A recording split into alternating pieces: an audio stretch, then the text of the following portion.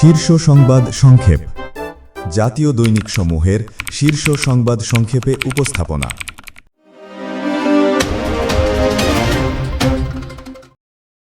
আসসালামু আলাইকুম আরহামাতুল্লাহ।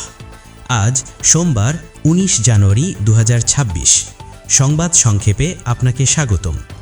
বাংলাদেশের ৫টি জাতীয় দৈনিক পত্রিকার শীর্ষ সংবাদ নিয়ে আজকের আয়োজন শীর্ষ সংবাদ সংক্ষেপ। ফলো ও সাবস্ক্রাইব করে সঙ্গে থাকুন। সমকাল। কারাগারে ভোটে আগ্রহী ৬,২৪০ জন, নিবন্ধন করেনি ৭৮,০০০। দেশের ইতিহাসে প্রথমবারের মতো কারাবন্দীদের ভোটাধিকার প্রয়োগের সুযোগ সৃষ্টি হলেও আশানুরূপ সাড়া পাওয়া যায়নি। আসন্ন ত্রয়োদশ জাতীয় সংসদ নির্বাচনে অংশ নিতে দেশের ৭৫টি কারাগারের মোট ৮৪,৪০০ বন্দীর মধ্যে মাত্র ৬,২৪০ জন পোস্টাল ব্যালটের জন্য নিবন্ধন করেছেন। যুগান্তর। ২৪ দ্বৈত নাগরিকের মধ্যে ২১ জনই বহাল। নির্বাচন কমিশনের আপিল শুনানিতে দ্বৈত নাগরিকত্ব সংক্রান্ত জটিলতায় পড়া ২৪ জন প্রার্থীর মধ্যে ২১ জনই শেষ পর্যন্ত নির্বাচনে লড়াই করার বৈধতা পেয়েছেন। কমিশনের এই নমনীয় সিদ্ধান্তে অন্তত ২১ জন প্রার্থীর নির্বাচনী বৈতরণী পার হওয়ার বাধা দূর হল। বিশেষ করে বিএনপি ও জামায়াতের প্রার্থীদের ক্ষেত্রে এই সংখ্যাটি উল্লেখযোগ্য। কমিশন জানিয়েছে, যারা নির্ধারিত সময়ের আগে অন্য দেশের নাগরিকত্ব ত্যাগের প্রমাণ অথবা আবেদনের স্লিপ দেখাতে পেরেছেন, তাদের মনোনয়ন বৈধ ঘোষণা করা হয়েছে। New age.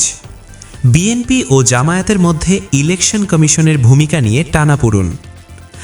আসন্ন ১২ই ফেব্রুয়ারির নির্বাচনকে কেন্দ্র করে আদর্শিক মিত্র বিএনপি ও জামায়াতের মধ্যে প্রকাশ্য বিরোধ দেখা দিয়েছে। বিএনপি সরাসরি অভিযোগ তুলেছে যে একটি নির্দিষ্ট মহল ঢাকা শহরের আসনগুলোতে পরিকল্পিতভাবে বহিরাগত ভোটারদের অন্তর্ভুক্ত করছে। অন্যদিকে জামায়াতে ইসলামী অভিযোগ করেছে যে ইসির মনোনয়ন যাচাই বাছাই প্রক্রিয়ায় রয়েছে অসঙ্গতি এবং দ্বৈত নীতি। ইত্তেফাক। প্রার্থিতা ফিরে পেলেন ৪০০ জনের বেশি মানুষ। রিটার্নিং কর্মকর্তাদের সিদ্ধান্তের বিরুদ্ধে করা আপিল নিষ্পত্তি শেষে নির্বাচন কমিশন থেকে এক বিশাল সংখ্যক প্রার্থী তাদের প্রার্থিতা ফিরে পেয়েছেন। তথ্য অনুযায়ী মোট ৪১৬ জন প্রার্থী এখন পুনরায় নির্বাচনের মূল ধারায় ফিরলেন।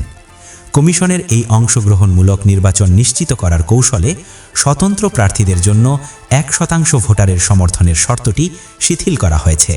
প্রথম আলো। ভিডিওগুলো এআই দিয়ে তৈরি, অপপ্রচার চলছে, ব্যবস্থা নেই। নির্বাচনী প্রচারণায় প্রযুক্তির অপব্যবহার এখন চরম পর্যায়ে পৌঁছেছে। কৃত্রিম বুদ্ধিমত্তা বা এআই ব্যবহার করে তৈরি করা ডিপ ফেক ভিডিওর মাধ্যমে রাজনৈতিক অপপ্রচার চালানো হচ্ছে। কোথাও সেনাবাহিনীর পোশাক পরে মিথ্যা ভাষণ দেওয়া হচ্ছে, আবার কোথাও ধার্মিক লেবাসধারী নারীদের বিকৃতভাবে উপস্থাপন করে নির্দিষ্ট দলের পক্ষে বা বিপক্ষে প্রচারণা চালানো হচ্ছে। নির্বাচন কমিশন এই ধরনের ডিজিটাল অপপ্রচার নিষিদ্ধ করলেও মাঠ পর্যায়ে এর কোনো নিয়ন্ত্রণ বা ব্যবস্থা গ্রহণের দৃশ্য নেই।